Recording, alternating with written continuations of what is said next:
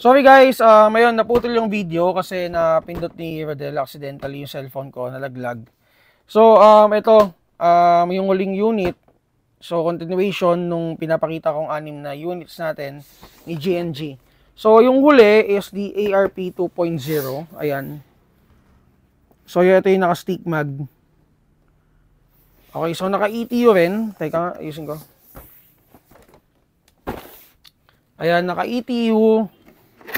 Naka-MOSFET. Ito.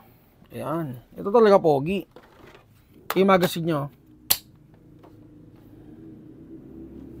Ayan. So, naka-handstop na rin siya. And then, naka-loudiner, amplifier. Front and rear sight ito. Metal sights. And then, yung stock niya, the same din kay, kay BAMF at saka kay SRS. Kasya din yung 2.2 LiPo. And then, naka-flat trigger na rin, guys. So, FPS out of the box is around 350 to 370. So, siguro mga 350 lang. 330 to 350. Okay, so, ayan guys. Ayan na, complete na yung lineup natin. And again, less 2K sila. So, para lang dito sa mga dumating na units natin. So, i-sale natin. Okay. So, ito, ilang rounds ba to? 170 rounds. Ito. Yung ganito kasi ni Falcon, guys, 260 rounds. Pero hindi naman po pwede yun dito. The best talaga dito, guys, is drum magazine. May ganito ako na HPA nung active pa ako maglaro. Sobrang the best to, guys. When it comes to accuracy, nakaraan naglaro kami sa Poseidon, guys. Ang gamit ko, HPA ako, pero may extra unit ako, pinahiram ko dun sa bayo ko.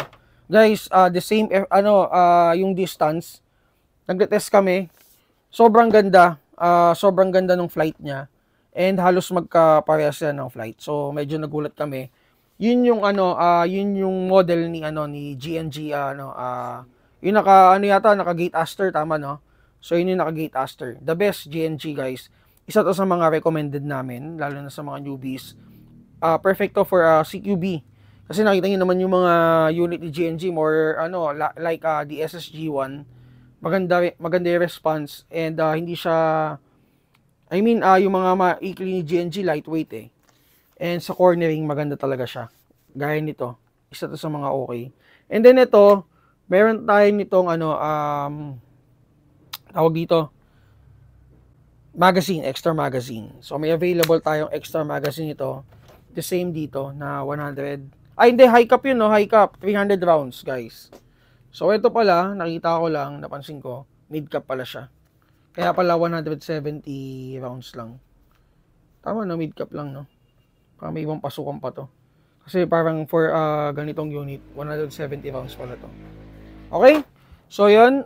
Kung may mga questions kayo regarding this unit, PM lang kayo sa page namin.